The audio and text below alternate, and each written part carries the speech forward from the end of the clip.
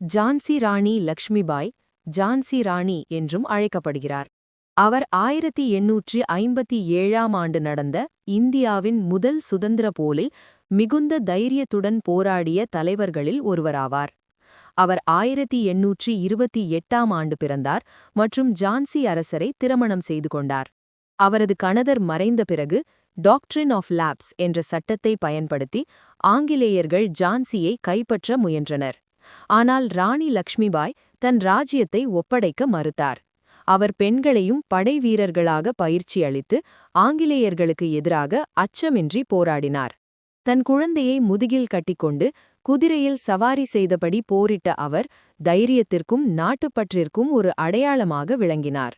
1858ஆம் ஆண்டு போர்க்களத்தில் வீரமரணம் அடைந்தாலும் அவரது வீரமும் தியாகமும் இந்திய வரலாற்றில் அவரை அமர வீரராக மாற்றியது.